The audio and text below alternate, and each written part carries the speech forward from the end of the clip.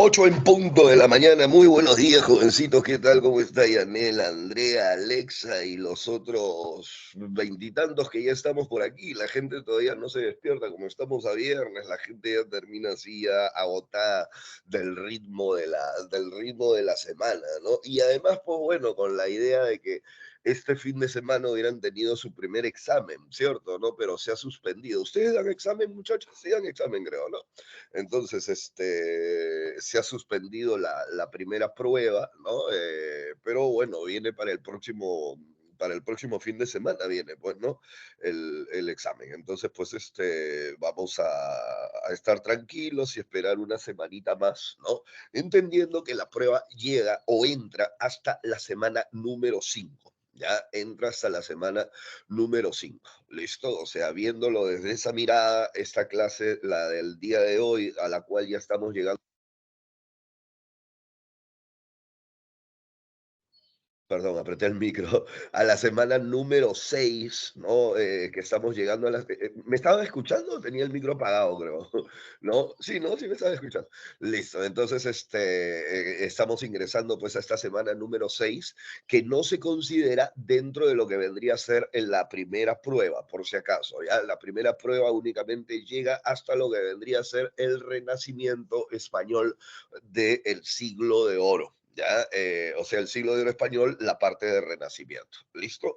Esto de la semana 6, o sea, a partir del siglo de oro español, pero a partir del barroco, ¿no? Para adelante, hasta la semana que se llegue, será el segundo examen. ¿Ya? Entonces, vamos a mirar únicamente bajo la visión de que nosotros tenemos que estar listos para las 5 primeras semanas. ¿Listo, muchachos? Muy bien, entonces muy buena mañana. Ahora sí, ya somos casi 30 compañeros por aquí. Saludos al tutor del aula y nos metemos a la sesión del día de hoy, pues chicos. Muy bien, entonces, antes de meternos a esta sesión, me gustaría hacer un recorrido por lo que hemos venido nosotros aprendiendo, ¿cierto? Y ya hemos trabajado nosotros durante el primer mes de nuestro curso lo que viene a ser la literatura universal. Esta literatura universal que, como bien sabemos, se inicia con el momento clasicista, como ustedes recuerdan, ¿cierto? Y dentro de este momento clasicista, a nosotros nos piden, en esencia, dos autores. Homero, que trabaja una épica heroica, aristocrática, y nuestro amigo Sófocles, que trabaja pues el género dramático, y dentro de este género dramático lo que los griegos crearon, que fue casualmente la tragedia. Y como nosotros recordamos, la tragedia, pues muchachos, tenía una finalidad, ¿cierto, chicos? A ver si se conecten y al toque empiezan a chatear conmigo, ¿ya? Vamos a darle esta finalidad de la tragedia, ¿no? Esta finalidad de la tragedia que nosotros vamos a conocer con el nombre de la catarsis, que fue casualmente explicada por nuestro amigo Aristóteles. Perfecto, chicos.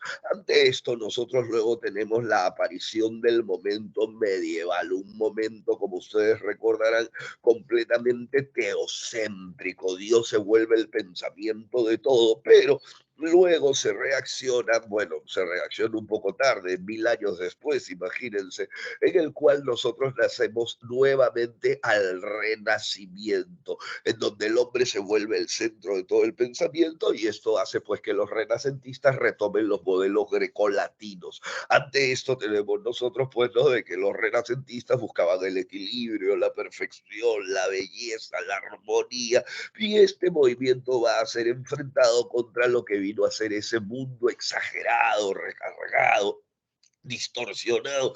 Pero yo quiero escuchar, bueno, no escuchar, sino leerlos aquí en el chat sobre lo que vienen a ser las características del barroco, porque mirando la PPT del día de hoy, lo que tenemos nosotros en nuestra agenda para el día de hoy es casualmente el barroco, ¿cierto? ¿No? Y nosotros ya conocemos las características barrocas, ¿cierto? No es algo nuevo, no es algo que nos esté sorprendiendo. El barroco español es lo mismo que el barroco que se dio en Francia, que se dio en Italia, que se dio en España, bueno, en España, que se dio en Alemania, ¿entienden? No solamente que por ahí de repente tuvo otros nombres, la onda barroca, pero tuvo las mismas características que se caracterizan, valga la redundancia, por lo que viene a ser pues lo exagerado, lo recargado, lo distorsionado, lo abultado, la lucha de opuestos, la inestabilidad y dentro de lo que viene a ser el proceso literario, lo que se conoce pues como con estas dos figuras literarias que fueron explotadas por estos autores de estilo barroco, que van a ser la metáfora y el hiperbatón, ¿cierto? Eso es más o menos pues las dos figuras literarias que hacen que la literatura se vuelva barroca, más allá de todas las características que ustedes conocen, ¿cierto? Y que pueden ser aplicadas a otras artes. Pero nosotros estudiamos que entre la movida renacentista y barroca, allá en Inglaterra, San Marcos nos pide a nosotros un autor. Y este autor, pues, es William Shakespeare, que atraviesa casualmente esos dos momentos, ¿no? Un momento renacentista y un momento barroco dentro de su creación literaria. Inmediatamente después nosotros sabemos lo que significó el neoclasicismo gracias a lo que fue el apoyo de la ilustración, así como los humanistas propician lo que viene a ser la onda renacentista, los ilustrados del siglo de las luces franceses auspicia lo que viene a ser pues la onda neoclásica, ¿cierto? Impuesta por reglas, normas, didáctica y principalmente el raciocinio. Es por eso que ante este movimiento aparecen pues los románticos, como ustedes recordarán, ¿cierto? ¿No? Con esa búsqueda de libertad, de idealismo, de sueños, de subjetividad, de culto al yo, de nacionalismo exacerbado, de alejarse de la realidad, irse hacia el pasado, buscar un sitio en la naturaleza, escapar de la ciudad caótica, ¿no? Y es por eso que se dan tres tipos de romanticismo. ¿Se acuerdan, muchachos, cuáles eran los tres tipos de romanticismo que se dieron en la historia, chicos? Ustedes saben cuáles recuerdan, porque yo se los dije, ¿no? ¿Cuáles son los tres tipos de romanticismo que se dan, muchachos? El romanticismo social, el romanticismo histórico y el romanticismo sentimental, ¿cierto? Dentro de la onda romántica a nosotros nos piden casualmente pues la figura del alemán Johann Wolfgang von Goethe, ¿se acuerdan? El que escribe Las cuitas del joven Werther, esta novela epistolar, ¿no?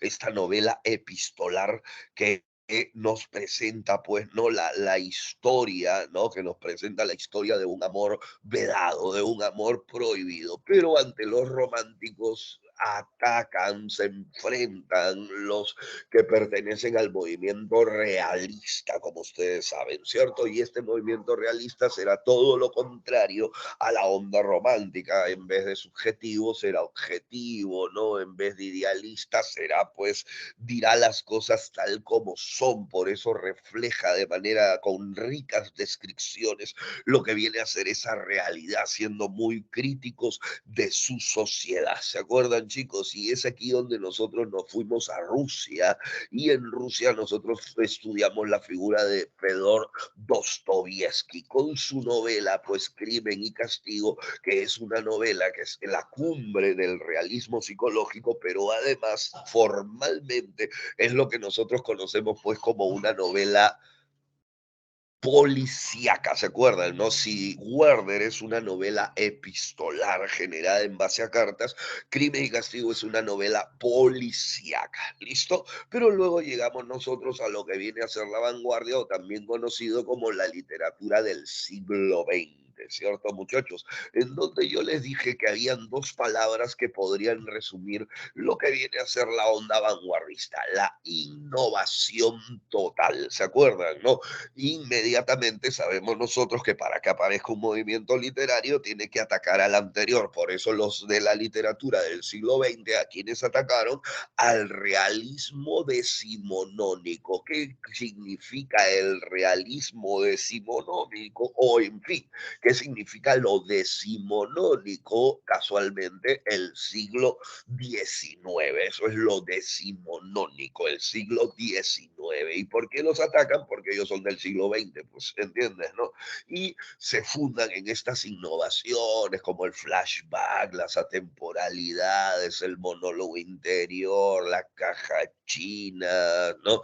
El narrador objetivo, ¿no? Empiezan a abrirse a una visión más amplia de lo que viene a ser, pues, ¿no? De lo que viene a ser la figura, de lo que viene a ser la figura realista, ¿no? De la que viene a ser la figura realista. Y casualmente en ese momento de la historia, nosotros estudiamos lo que viene a ser a este checoslovaco de origen judío, pero que escribía en alemán. Estamos hablando de Frank Kafka Lowry. Y Frank Kafka Lowry escribe La Metamorfosis, ¿cierto? Que yo les dije que con tres palabras, si ustedes encontraban estas tres palabras, se tiraran de cara de una vez en el examen, ¿sí o no, muchachos? ¿Cuáles son las tres palabras que si ustedes las encuentran en un examen de admisión, inmediatamente dicen, ah, ya, ese es Kafka, eso es la metamorfosis, ¿verdad? Si ustedes ven estas tres palabras en un examen al toque, metamorfosis, Kafka,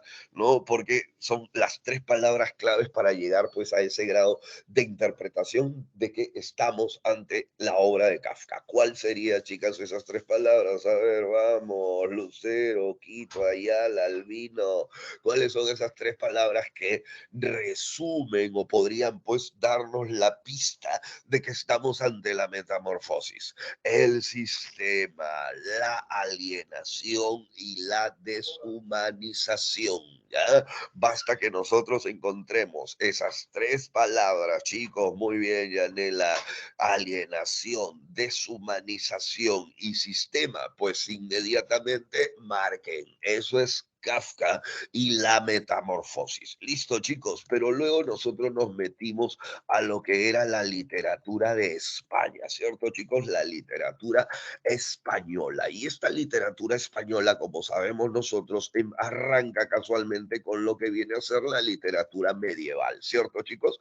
¿Por qué? Porque en realidad todas las literaturas europeas aparecen en el medioevo, ¿no? ¿Y por qué aparecen en el medioevo? Porque es casualmente en el medioevo donde las naciones se empiezan a forjar. Y gracias a que a lo que fueron los cantares de gesta, en donde estos poetas del pueblo llamados los juglares cantaron a sus héroes, ¿no? De manera oral, y eso hizo de que la obra se vuelva anónima, ¿cierto? Y es aquí donde aparecerá pues el famoso poema del mío Cid, ¿cierto, chicos? En donde nuestro querido amigo, ¿no? El maestro, el mío Cid campeador, Rodrigo Díaz de Vivar, lucha por su honor, por recuperar su honor que lo ha perdido y lógicamente, ¿no? Luego, pues, haber recuperado, él ha perdido su honor, él lucha por la recuperación de su honor y lo logra hacer, ¿cierto? Pero luego España entra a lo que para muchos es considerado su siglo o edad de oro, no sé lo que, su siglo o edad de oro, es lo mismo, listo, siglo o edad.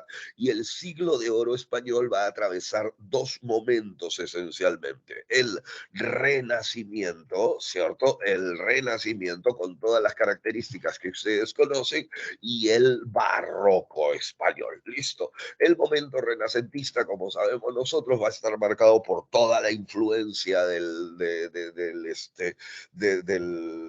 clasicismo griego, por eso tocan los tópicos como son el Carpe Diem, el Beatus Il, el Locus Amenus, el destino, el amor, pero principalmente lo que es la creación española, pues chicos, por autonomacia, ¿cierto? ¿No? La creación española, sí, en esencia, uno de sus grandes aportes que hicieron los españoles a la literatura, que fue la novela picaresca, ¿cierto? ¿cierto, chicos? Que es una creación 100% española. ¿Eh?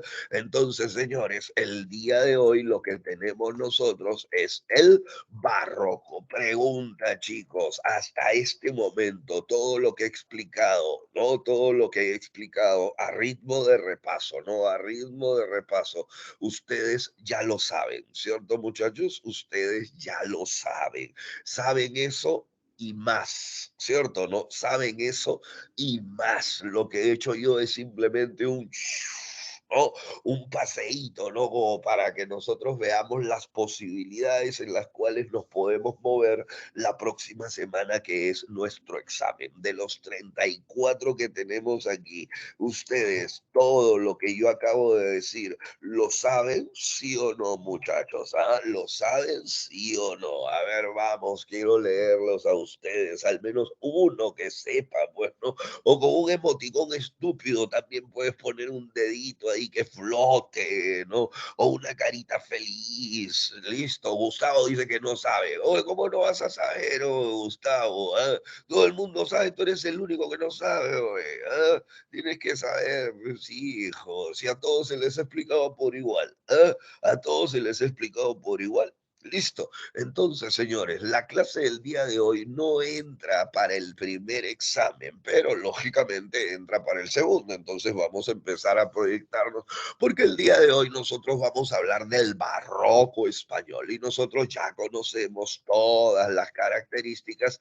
del barroco, lo exagerado, lo recargado, lo abultado, lo distorsionado, la lucha de opuestos, ¿no? Porque ustedes se preguntarán, oye, Renato, ¿cómo es eso de la lucha de opuestos? El bueno, el malo, el bonito, el feo, el rico, el pobre.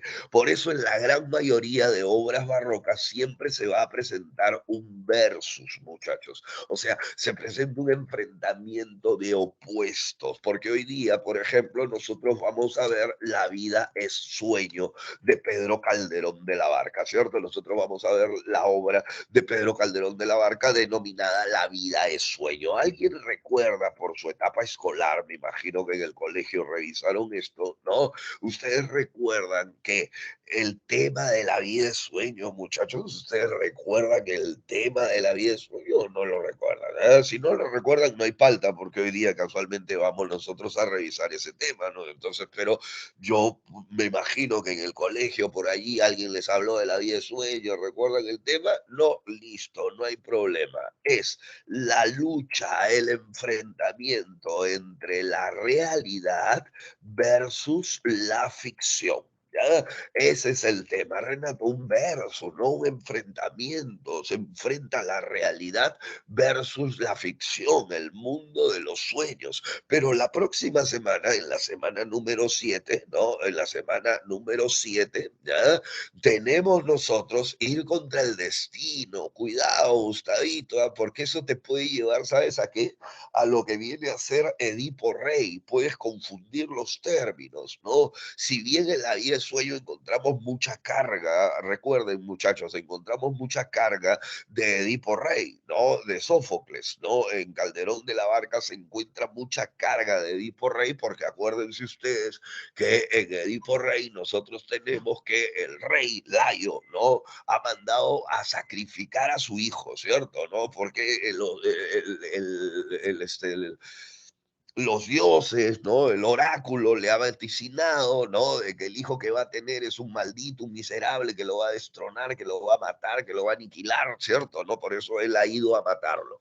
Lo que pasa en la vida sueño es muy parecido. El rey Basilio, que es el rey de Polonia, ¿no? Cree en el horóscopo, ya no es el oráculo, cree en el horóscopo, ¿no? Y el horóscopo le ha dicho que ese hijo que va a tener, ¿no? Va a ser un maldito que lo va a destronar, y es por eso que él ha decidido no matarlo, sino encerrarlo en una celda, ¿no? Encerrarlo en una celda. Entonces encontramos mucho mucha semejanza, ¿no? Pero la palabra destino, muchachos, mejor dejémosela, ¿saben a quién?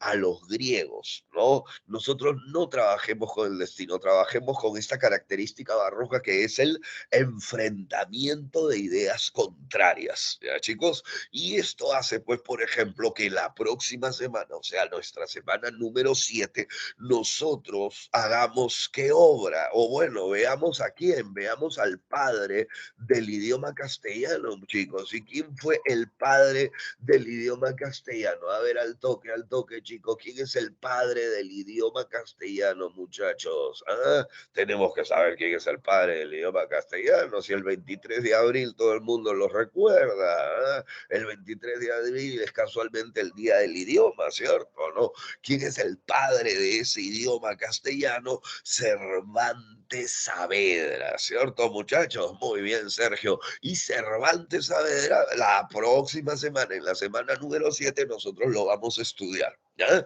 Entonces, Cervantes Saavedra, como sabemos nosotros, escribió pues el ingenioso hidalgo Don Quijote de la Mancha, que también tiene una visión barroca. ¿Y cuál es la visión barroca? Presentar casualmente un versus, un enfrentamiento de ideas, ¿no? Por eso, ¿ustedes recuerdan cuál es el tema que trabaja nuestro amigo Cervantes en El Quijote de la Mancha o no?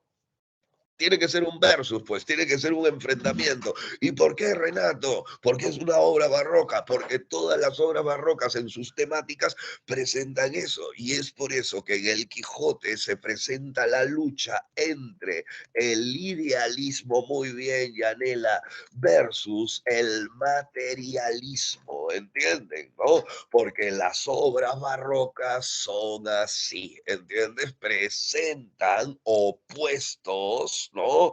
Que se enfrentan, listo. El idealismo representado, recuerden ustedes, por el Quijote y el materialismo representado por Sancho. Lo mismo sucede en La vida es sueño, el realismo representado o la realidad representada por Segismundo, ¿no? Una vez que sale a la realidad versus el mundo de los sueños, el mundo de la irrealidad, que es cuando regresa a su celda, ¿no? Entonces allí encontramos la esencia del barroquismo, ¿ya? Ahí encontramos la esencia del barroquismo. Entonces, señores, hoy día nosotros vamos a hablar de Pedro Calderón de la Barca. Y como sabemos, Calderón de la Barca, pues muchachos, va a ser muy parecido. Yo lo hago aparecer, ¿no? Yo lo hago parecer. ¿Saben a quién? A Sófocles. Porque como ustedes recordarán, Sófocles tiene a un padre, ¿cierto? ¿No? Tiene a alguien, ya, Sófocles es el máximo representante de la tragedia griega, nadie lo niega, ¿cierto? Pero Sófocles tiene a un autor antes de él que prácticamente lo ayuda a aparecer, o sea, el que es el verdadero padre de la tragedia griega, porque Sófocles se transforma casualmente en lo que viene a ser, pues, el máximo representante, pero no es el padre, porque casualmente el padre es otro, ¿cierto? ¿Y quién es ese otro que es el padre, muchachos? ¿Ah? ¿Quién es ese otro que es el padre? ¿A quién siguió? Muy bien, siguió a nuestro amigo Esquilo, ¿no? Siguió a nuestro amigo Esquilo, dale.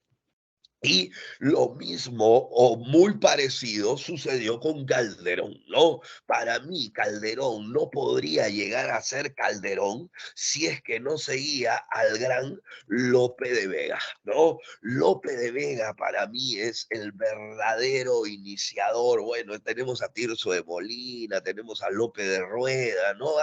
Hay otros autores, ¿no? Pero Lope de Vega es importantísimo, muchachos, ¿ya? Es importantísimo, porque Lope de Vega va a ser el que va a crear El drama.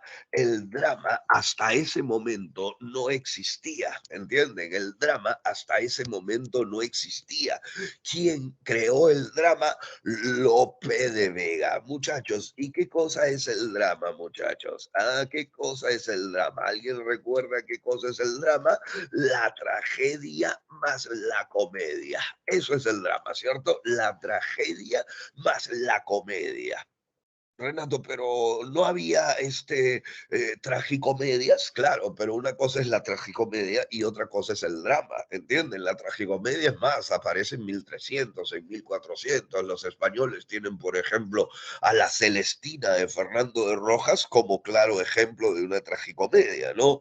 Pero cuando aparece Lope, aparece un nuevo personaje literario, como lo fue el pícaro, muchachos, recuerden, ¿no? Aparece lo que viene a ser el gracioso, ¿ya? Aparece el gracioso en la obra y el gracioso, no lo vayan a confundir, el gracioso no es el payaso porque el payaso tiene nariz, el gracioso no es el bufón porque el bufón tiene traje, ¿entiendes? No tiene su traje con sus bolitas que suenan, ¿no? Y en esencia es medieval, ¿entiendes? ¿No? Un gracioso, ¿no? Es un tío común y corriente que tiene la chispa, el que te mete un lapo del momento dado, el que en La Mancha siempre hay un gracioso, ¿no? Siempre hay un gracioso, ¿no? El que hace el chiste, ¿no? Tú haces el chiste y nadie se ríe, ¿entiendes? ¿No? Pero con el gracioso todos se ríen, ¿no? Y no significa de que esté haciendo chistes a cada rato, ¿no? Sino que tiene la chispa en ese momento. Ese es el personaje gracioso, ¿entiendes? ¿No? Cuando hay un momento de seriedad se pone serio también, ¿entiendes? ¿No? Pero tiene esa onda de generar la chispa. Cuando Lope de Vega mete al gracioso en la obra, logra equilibrar lo que viene a ser lo trágico y lo cómico, y es allí donde sale el drama. Listo. ¿Qué es lo más próximo a nuestra vida? Pues nuestra vida no es ni trágica ni es cómica, ¿entiendes? ¿No? Nuestra vida es un drama, ¿no? ¿Por qué? Porque tenemos momentos felices, momentos de desgracia, ¿entienden? ¿No? Nuestra vida es un drama, no es ni una tragedia, porque si fuera una tragedia, nuestra vida pues, sería más triste que la patada, ¿no? Como también si nuestra vida fuera una comedia, pues, sería pues, ¿no? inútil nuestra existencia, ¿entienden? ¿No? Entonces, nuestro amigo Lope, al crear el drama, da un paso alucinante. Calderón lo sigue, pero siempre vamos a tener diferencias, ¿no? Porque casualmente el Calderón de la Barca va a ser completamente antagónico, diferente a lo que viene a ser la figura del gran Lope de Vega. ¿Qué es lo que tenemos hoy día en nuestro menú, señores? El barroco español y sus características, pero ustedes ya la saben, ¿cierto, muchachos? Ustedes ya conocen todas las características del barroco. De repente ahora nosotros este, como que descubrimos alguna característica que no conocíamos, ¿no? De repente descubrimos por allí, ¿no? Pero en esencia, la esencia ya la tienes, ¿no? Para enfrentarte a un examen de admisión, ¿no? Para enfrentarte a un examen de admisión. Y hoy día nosotros vamos a hablar del teatro del siglo de oro, ¿no? Porque el teatro del siglo de oro, ese momento de apogeo para los españoles, como ustedes recordarán, que atravesó el Renacimiento, que atravesó el Barroco, también va a tener características, ¿no? También va a tener características. Características como las que nosotros podríamos entender como, eh, ¿qué les digo? La creación de teatros, ¿no? Yo me imagino que ustedes alguna vez en su vida han ido al teatro, ¿no? ¿Han ido al teatro alguna vez en su vida, no? ¿Eh? Ya, bueno, por lo menos lo conocerán por la televisión, ¿cierto? Entonces, cuando uno ingresa a un teatro, sabe pues que los teatros tienen entras, pues, ¿no? Tiene diferentes entradas, hay diferentes butacas, ¿no? Arriba, ¿no? Arriba de los asientos estos que están abajito, ¿no? Hay una suerte de balcones, ¿no? Muy elegantes, ¿no? Porque al balcón va, pues, la gente más pudiente, ¿no? Los más pobres van siempre atrás, ¿no? Y la gente que tiene más dinero, ¿no? O va sentada, o va en un balcón para él solo, ¿entiendes? ¿No? Listo, eso no existía, ¿ya? Eso no existía antiguamente, ¿listo? existían los que se conocían como los corrales de comedia, ¿ya? ¿Qué cosas son los corrales, o qué fueron, perdón, los corrales de comedia? No sé si de los casi cuarenta y tantos que estamos aquí, alguien vive por Lince, Jesús María, La Victoria, Breña, no sé si viven por esos distritos, ¿no? En donde todavía nosotros podemos encontrar a las famosas quintas. No sé si ustedes han conocido de repente la abuelita, alguien o una tía, un tío, viven en una quinta.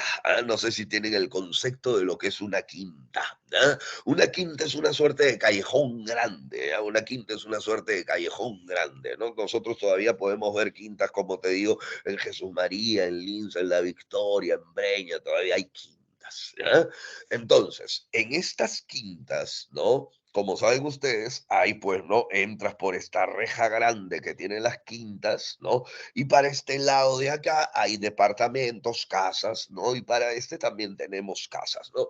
Al fondo, ¿no? Hay una suerte así de escenario, ¿no? De escenario en las quintas, ¿ya? Entonces, como en ese tiempo no había teatro, ¿qué era lo que pasaba? Los actores, los directores contrataban estas quintas, iban donde los dueños, le decían, oye, te contrato esta quinta el fin de semana, ¿no?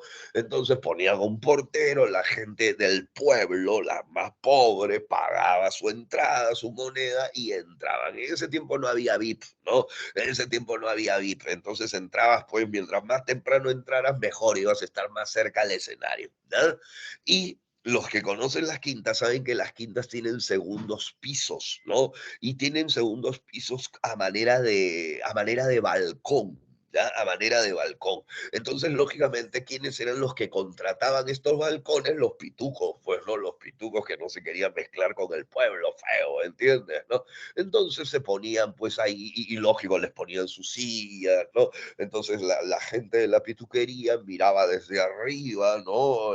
La obra de teatro y el pueblo pues abajo parado, pues no mirando la obra de teatro, ¿no? Ese es más o menos lo que mañana más tarde, eso eran los que se conocieron como los corrales de comedia, y eso es lo que mañana más tarde se va a llamar o va a formar parte del ideal para crear los teatros, ¿no? Que es el teatro tal como lo conocemos nosotros el día de hoy. Listo, chicos.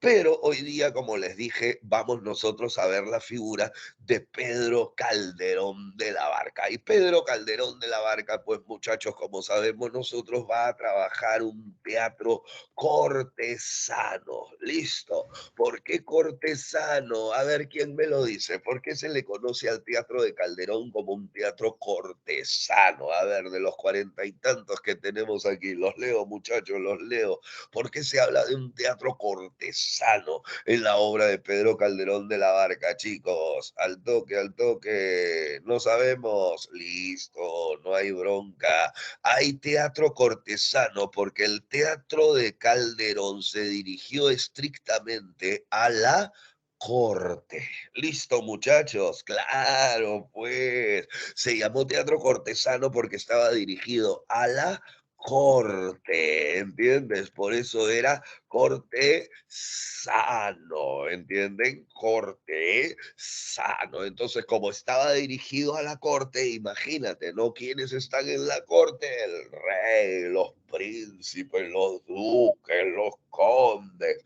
la más alta aristocracia. ¿Listo? La más alta aristocracia. Calderón de la Barca siempre dirigió su teatro, siempre hizo teatro para las grandes esferas, para los sitios más pitucos, ¿no? La presentación más pituca. Listo. Y el día de hoy, pues, ¿qué tal si ya nos vamos metiendo a lo que viene a ser este barroquismo español? Como recordamos nosotros, este barroquismo pertenece al momento grande que se denominará para los españoles el siglo de oro.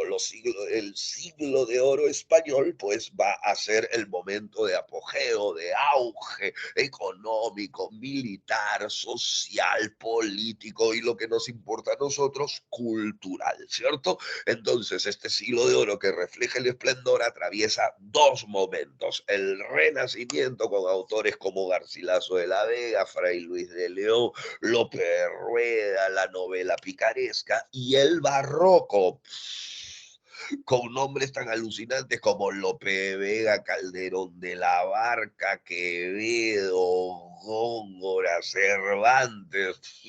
Se cae el mundo con el barroco español, ¿entiendes? No se cae el mundo, hijos, ¿ya? Entonces, el barroco, señores, va a tener estas características. Nos dicen que destaca, lógicamente, por eso, por ese estilo recargado, retorcido, y por eso en la literatura ellos echaron mano de lo que vino a ser la metáfora y el hiperbatón. Ellos echan mano de la metáfora y el hiperbatón porque nosotros sabemos que las metáforas, que los hiperbatos, ¿qué es lo que hacen? Casualmente, pues retuercen la expresión, ¿no? Cuando uno lee una obra que está llena de metáforas y llenas de hiperbatons, uf, madre, ¿cómo se lee esto? ¿Entienden? ¿No? La lectura es difícil, ¿no?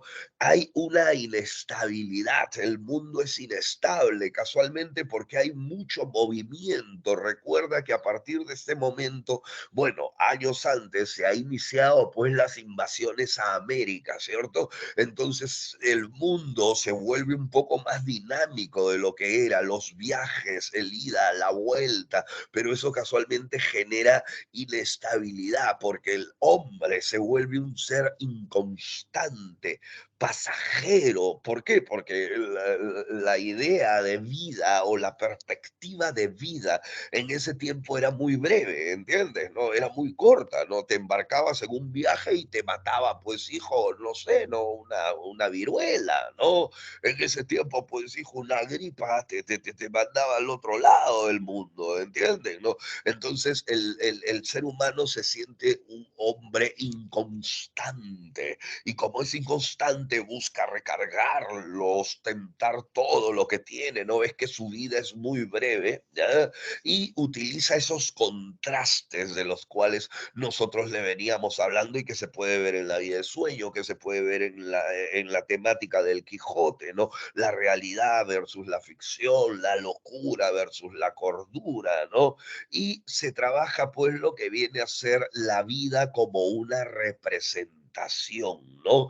Porque aquí es donde se trabaja pues la figura de los famosos símbolos, o también conocido como las alegorías, ¿no? La obra, por ejemplo, calderoniana es una obra 100% alegórica, ¿no? O sea, cada uno de los personajes o no sé, ¿no? Cada uno de ciertas acciones representan una alegoría, ¿no? Representan una alegoría, ¿no? ¿Qué cosa es una alegoría? Un símbolo. Por ejemplo, cuando ustedes en su escuela en algún momento llegaron, pues, ¿no?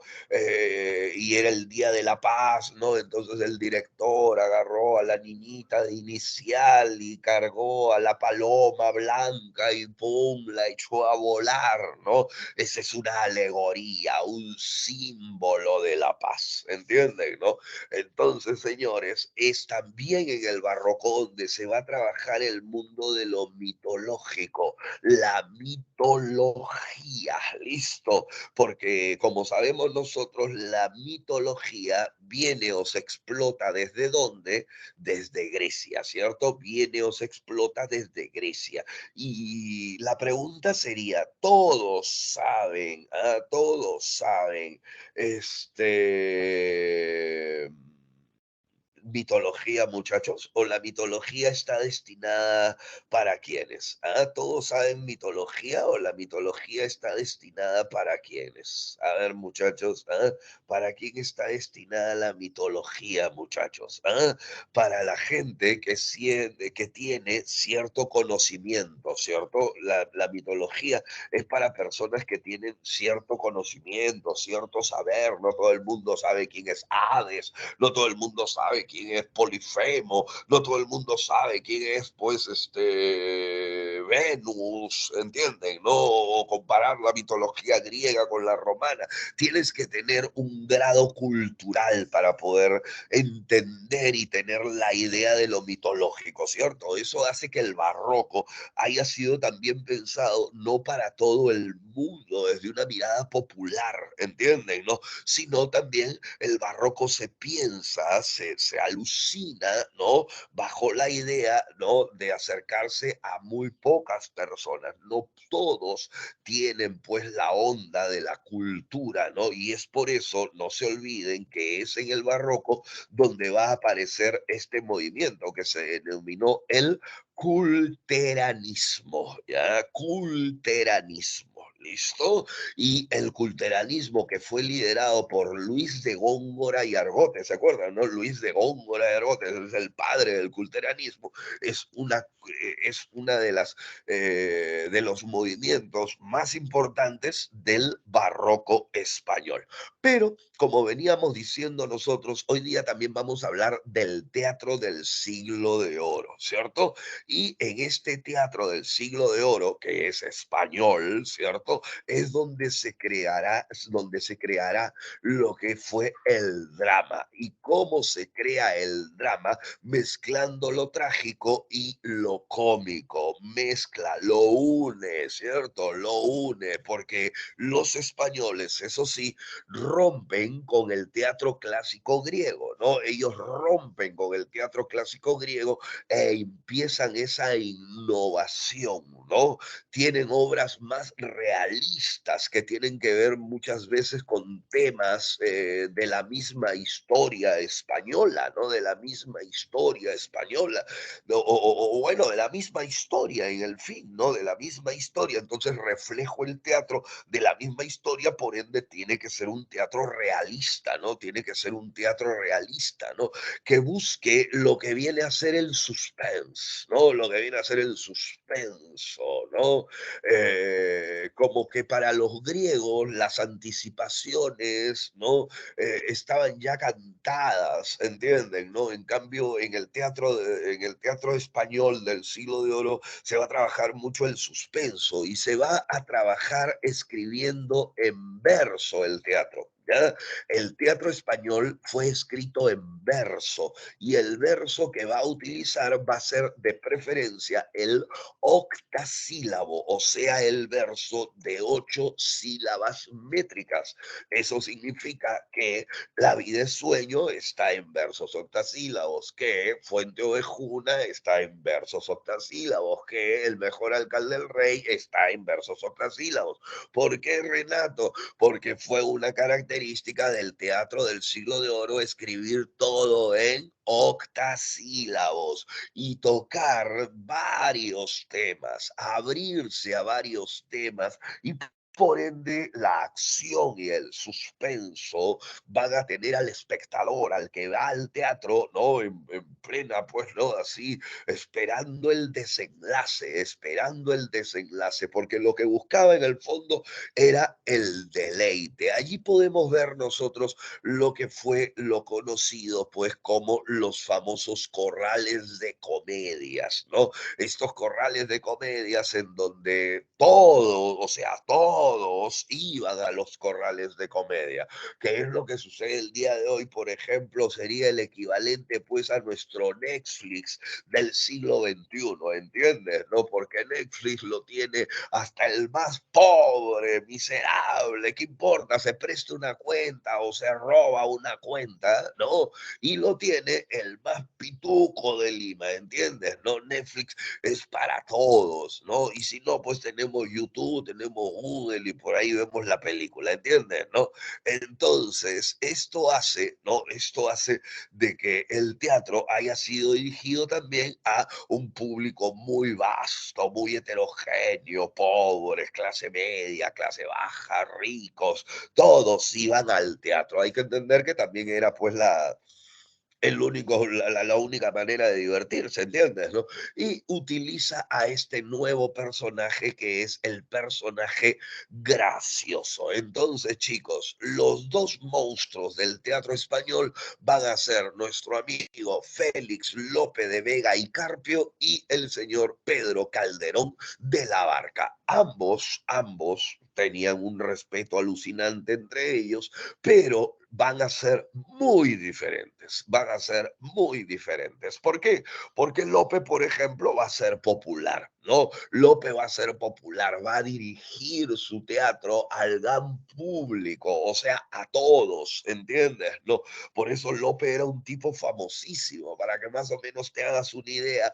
Lope de Vega era un tío de que aún no moría y ya tenía una calle que tenía su nombre, alucina, ¿no? O sea, pues, loquísimo, ¿no? Encontrar mi calle que diga ahí Renato Salas, ala, qué chévere, ¿no?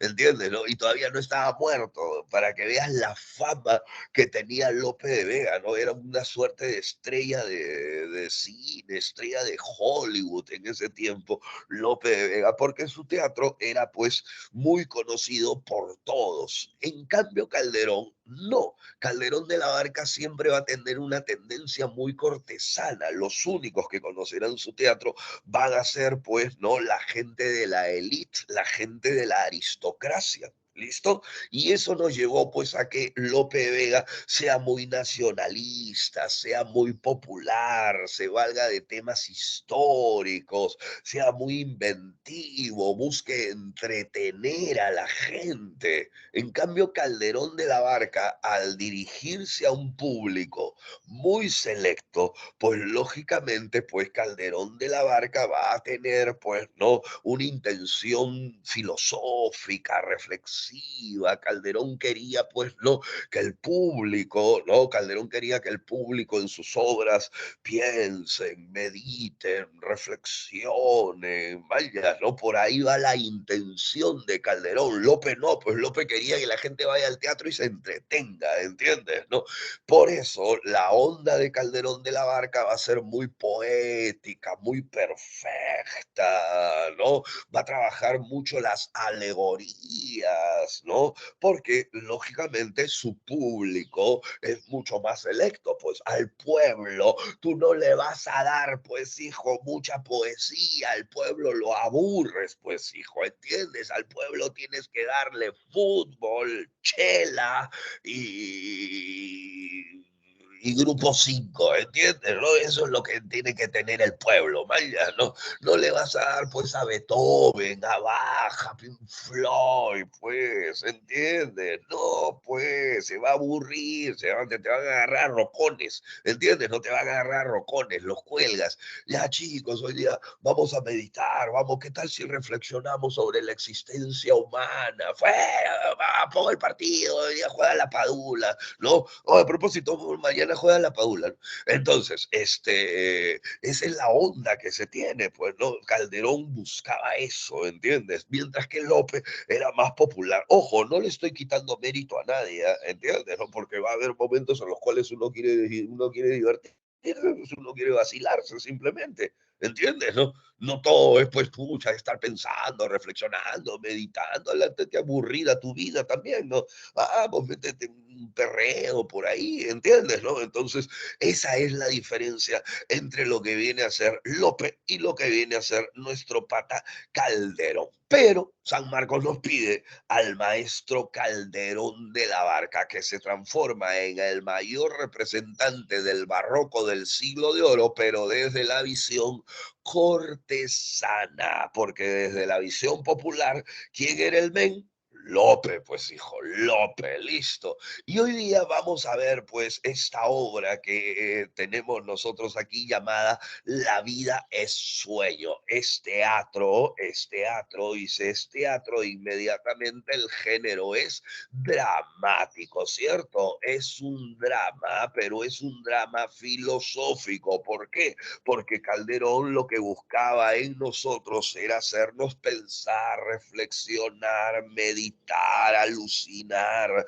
Utiliza el verso octasílabo. ¿Por qué? Porque todas las obras del teatro del siglo de oro estuvieron en octasílabo. Utilizó tres actos, que era un clásico utilizar tres partes en las obras, ¿cierto? En un lenguaje muy culto, ¿no? Muy adornado, muy elegante, muy pomposo, muy solemne, ¿entiendes? ¿No? Y es allí pues donde nosotros vamos a tener, ¿no? Porque si nosotros buscamos, oye, a ver, un ratito, nunca me he puesto a buscar esto. ¿Tienen Spotify ustedes, chicos, o no? ¿Ah?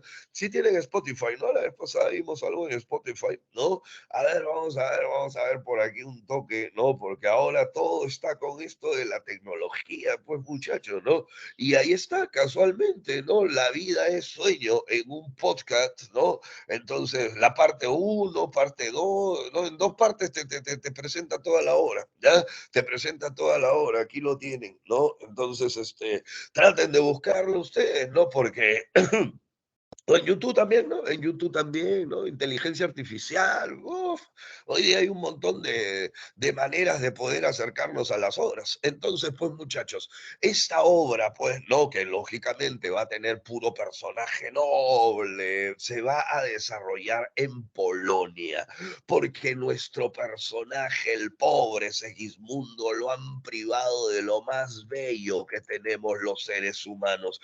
¿Y qué es lo más bello que tenemos los seres humanos? La libertad, porque su padre, el rey Basilio, imagínate, el muy baboso, cree en los astros, cree en la astrología, cree en los horóscopos. Hijo, ¿cómo vas a creer en el horóscopo? ¿Ah? Hoy conocerás el amor de tu vida, Gustavo, dice tu horóscopo, ¿no? Sale Gustavo y con lo único que se encuentra es un venezolano de 1,98 m. No, pues Gustavito, no vamos a creer pues en el destino de los horóscopos, pues, ¿entiende? Entonces, este rey Basilio, el rey de Polonia, creía en los horóscopos. ¿Qué le decía su destino? De que el hijo iba a ser un maldito miserable, por eso él ha decidido encerrarlo de por vida. Alucinen, muchachos, pero la obra no comienza allí. La obra comienza cuando llega Rosaura, que viene disfrazada de hombre al reino de Polonia y viene acompañada pues por el personaje gracioso llamado Clarín, porque ¿qué es lo que ha sucedido? A nuestra amiga la han violado, ¿verdad?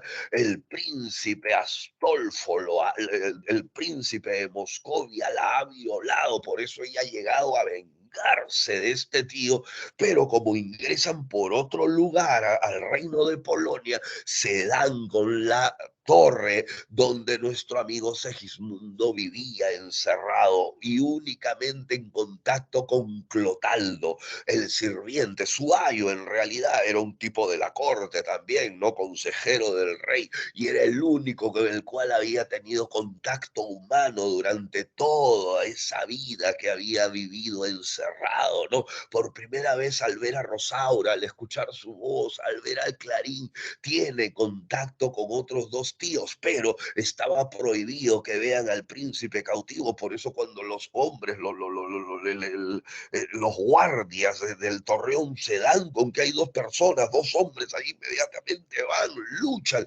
pero descubren que en la empuñadura de la espada de este supuesto hombre, que en realidad era Rosaura disfrazada de hombre, estaba pues la marca de Clotaldo, que era pues un hombre también de confianza del rey, que era el que cuidaba de Segismundo, ¿no? Y ante eso, pues, no, van a ser llevados prisioneros y la pena era lógicamente de ver al príncipe cautivo, la pena era la muerte, ¿no? La pena era la muerte. Sin embargo, Clotaldo va a hablar con el rey, imagínate, le van a matar a la hija, le dice, oye, y si los astros se han equivocado, si no es cierto lo que dicen, lo hace dudar al rey, porque el rey casualmente le iba a dar le iba a heredar el trono al príncipe Astolfo, el príncipe de Moscovia, que todo el mundo sabía que era un tirano de miércoles, ¿entiendes? ¿No? Por eso el rey Basilio no estaba muy contento con esa decisión.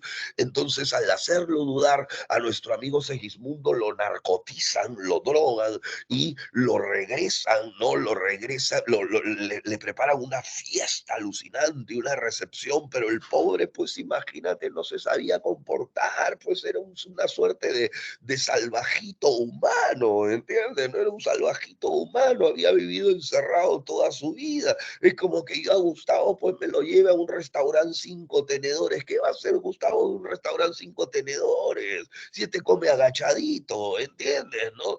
Entonces, pues el Segismundo se pone a beber, se emborracha, le falta el respeto a una dama, un sirviente lo empuja por el balcón, lo termina descerebrando y el rey le dice, ya ves, te dije, oye, Clotaldo, este es un maldito, mira cómo se comporta, nada, qué culpa tenía el pobre si no se sabía comportar, pues no, lo drogan nuevamente y lo envían a su celda, ¿no? Cuando él despierta, él cree que todo ha sido producto de un sueño y el rey decide darle el trono a este Astolfo, pero Rosaura levanta al pueblo en una guerra civil que libera a su príncipe cautivo. Esta guerra dura años, ¿cierto? Allí Segismundo aprende a comportarse y termina venciendo. El padre cree, lógicamente, que el hijo lo va a matar, lo va a destronar, lo lógico, pues y con justicia, ¿entiendes? ¿No? Sin embargo, nuestro amigo hace uso de lo que se conoce como el libre albedrío, la decisión o la posibilidad que nos diferencia a nosotros los humanos de los animales. ¿Y cuál es esa diferencia que tenemos? Que podemos escoger entre lo bueno y lo malo. Y Segismundo decide perdonar a su padre, eso sí, exigiendo que este príncipe Astolfo se case con Rosaura, ¿no? Y él se va a casar incluso con Estrella, con la dama a la cual le había faltado el respeto en la fiesta. Por eso los temas son la lucha entre esa existencia humana, entre la realidad, entre la vida, la ficción, el libre albedrío, la predestinación, los horóscopos, la falta de libertad, el perdón, las luchas, las guerras civiles por el poder. Y eso era, pues muchachos, el encuentro de esta mañana. Tenemos las claves para el día de hoy y son las 8:55 en punto y no quiero quitarle ni un segundo al profesor que continúa. Señores, nos vemos hasta el próximo día viernes, si es que no me hago millonario y ya no tengo que dictar clases nunca más en mi vida, ¿cierto? Entonces, nos vemos. Palmas para su profe. Listo. Chau, chau.